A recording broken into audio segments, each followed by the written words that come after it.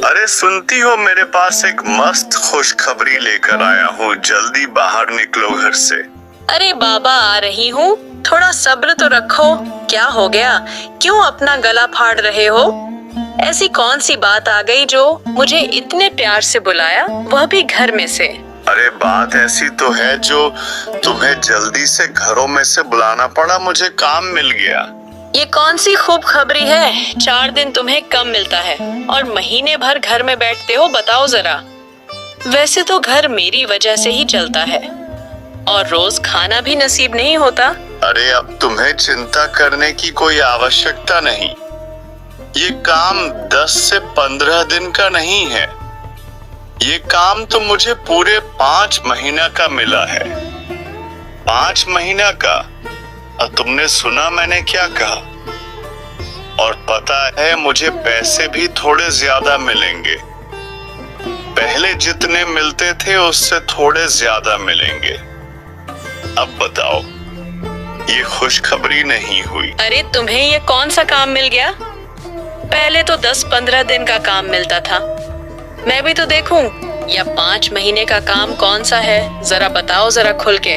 मुझे एक कॉन्ट्रैक्ट मिला है। एक कृष्ण भगवान का मंदिर है ना, बस मुझे कृष्ण भगवान का मंदिर बनाना है।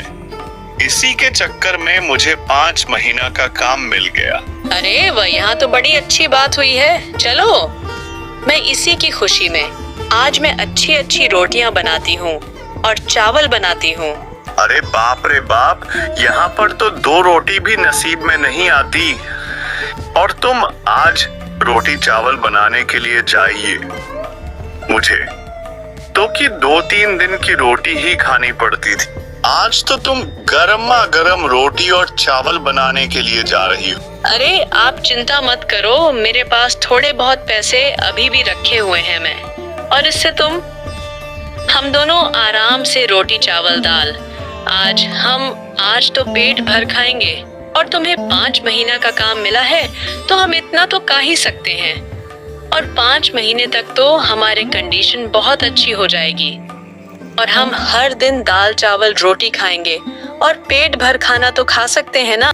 हाँ, रोज तो हम दाल चावल नहीं खा सकते, परंतु मैं तो 5 महीना का काम से इतना तो काम ही लूंगा कि हम रोज दिन नहीं, बाकी कभी कभी तो दाल चावल रोटी खा सकते हैं और थोड़ी गरीबी तो कम होगी हमारे घर से। अच्छा, मैं काम पर चलता हूँ और तुम रात को दाल चावल रोटी बनाकर रखना। ऐसे ही अपनी वाइफ को बोलकर वह अपने काम पर रामू चला जाता है। वह अपने काम पर पहुंचने के बाद ठेकेदार रामू से कहता है, अरे बाप रे बाप, रामू तुम्हें यहाँ टिकना है या नहीं टिकना है? आज पहले ही दिन तुम इतना लेट आ रहे हो। आइंदा ऐसा हुआ तो मैं तुम्हें भगा दूंगा। चेहरा भी मैं नहीं देखूंगा और मैं और किसी को भी रख लूंगा। अरे नहीं ठेकेदार जी, आइंदा दोबारा ऐसा नहीं होगा। मैं दोबारा लेट नहीं आऊंगा ठेकेदार जी। अरे आज माफ कर दो, कल तुम्हें समय से पहले ही पहुंच जाऊंगा। अरे कम पर तो वैसे देर से आए हो, काम ठीक ठाक से ही करना। अगर कुछ गड़बड़ हुआ तो मैं तुम्हें भगा दूंगा। वैसे ही तो तुम काम पर इतना लेट आए हो। इतना बोलने के बाद रामू अपने काम में लग जाता है और दूसरी तरफ रामू की वाइफ बाजार की तरफ रवाना हो जाती है। दुकान का मालिक, अरे तुम फिर से आ गई यहाँ पर। अब तो यहाँ पर आता बहुत अच्छी क्वालिटी का है। आपको ये आता सस्ता नहीं है और यहाँ पर चावल भी सस्ते नहीं हैं। अगर तुम्हें लेना है तो ये अच्छे दाल चावल आटा ले सकती हो। अगर नहीं ले सकती तुम यहाँ से चले जाओ। दूसरे का ग्राहक भी इंतजार कर रहे होंगे। अरे मैं आज बढ़िया क्वालिटी के दाल चावल आटा लेने के लिए आई हूँ। मैं यही अच्छी क्वालिटी है खरीदूंगी। अरे कहीं तो चोरी हो रही तो नहीं करी है तुमने, जो तुम आज इतने बढ़िया क्वालिटी के चावल आटा दाल लेने के लिए पहुंच गए। और तुम्हें पता है दाल चावल की कीमत चांदी के सिक्के 10 है। अगर तुम्हें लेना है तो 10 चांदी के सिक्के मुझे देने पड़ेंगे। बताओ तुम्हारे पास है या नहीं है? हाँ मुझे पता है, मैंने इसीलिए तो कई दिनों से सिक्के को जमा करके रखी हूँ। और तुम्हें पता है मेरे पति को 5 महीना के लिए बढ़िया वाला काम मिला है, इसीलिए मुझे यह दाल चावल आटा चाहिए। आज हम दाल चावल रोटी खाएंगे, इसलिए मैं तुम्हारी दुकान में आई हूँ। मुझे फटाफट दाल चावल निकाल कर दे। दुकान से सारा सामान लेकर वह अपने घर की तरफ रवाना हो जाती है। आज वह बहुत ही खुश थी क्योंकि उसके पति की नौकरी लगी है। और दूसरी तरह रामू से बहुत बड़ी गलती हो जाती है तो ठेकेदार जाकर उसे बहुत ज्यादा डांटना लग जाता है और ठेकेदार की कीमती चीज बहुत तोड़ देता है। और वह ठेकेदार उसे रामू को गांव के बाहर भागने की भी धमकी दे देता है। जो नुकसान हुआ है उसके पैसे भरने का भी वह कहता है। रामू भी ठेकेदार से बहुत सारी माफी मांगता है, परंतु ठेकेदार पर वह असर नहीं होता है। और रामू बात जीत कर रहा था, ठेकेदार जीत, मेरे पास तो 2 रोग की रोटी भी नहीं है और मैं तुम्हारे इतने सारे पैसे कैसे चुकाऊंगा ठेकेदार जी। ठेकेदार कहता है कि अगर तुमने 2 महीने तक अगर तुम नहीं हो, तोड़ी हुई चीज के पैसे अगर नहीं दिए तो तुम्हें गांव के बाहर मैं निकलूंगा। और ठेकेदारों से बहुत सारे गालियां भी देता है कि अगर मैं 2 महीने तक पैसे नहीं ले और पैसों का बंदोबस्त नहीं कर तो मुझसे बुरा कोई नहीं होगा। रामू बहुत घबरा जाता है। तभी रामू कहता है, हे भगवान, मुझे यह क्या हो गया? मेरी पत्नी के पास तो मैं बड़ी खुशी खुशी चेक गया था कि मुझे काम मिल गया। अब उसे पता चलेगा तो अब मेरा क्या हो? हे भगवान, मेरी पत्नी तो खुशी खुशी से मेरे लिए लाल चावल रोटी घर पर बना रही होंगे और उसे ऐसा लग रहा होगा कि मैं शाम को पैसे लेकर आऊंगा। आप उससे पता चलेगा तो आप क्या होगा? अब सब बर्बाद हो गया। अरे कृष्ण भगवान, आपने मेरे साथ ये क्या किया? मेरे साथ ही ऐसा क्यों किया? अरे भगवान, मैंने ऐसा कौन सा पाप कर दिया कि तुमने आज यहाँ दिन दिखाया मुझे? मैंने ये कौन सा नशा कर दिया कि मेरे साथ ही ये सब चीज होना था? ना मैं किसी के साथ गलत किया, ना किसी को चोट पहुंचाई। मैंने अलग सहित सबकी मदद किया करता था। अब मैं इतने सारे पैसे कहां से लेकर आऊंगा? मुझे आप कौन काम देगा?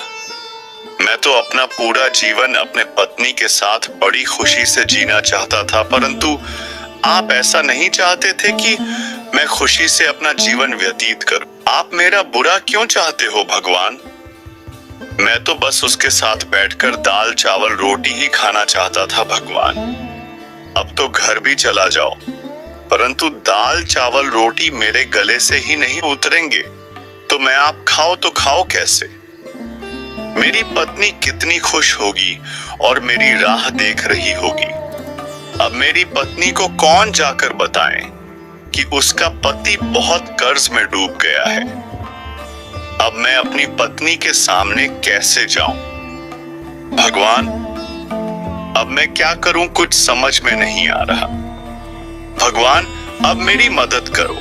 आप ही मेरा कुछ कर सकते हो, वरना मैं यहीं पर अपनी जान दे दूंगा। भगवान, आप ही कुछ कर सकते हो भगवान। रामू भगवान से इतना गाने के बाद अपना सर वहीं पर ठोकने लग जाता है और वह ठोकते ठोकते वहीं पर चक्कर खाकर बेहोश हो जाता है। और दूसरी तरफ अपने पति का इंतजार करते करते बहुत देर हो जाती है, परंतु रामू घर नहीं आता है। उसकी पत्नी कब से उसकी राह देख रही थी।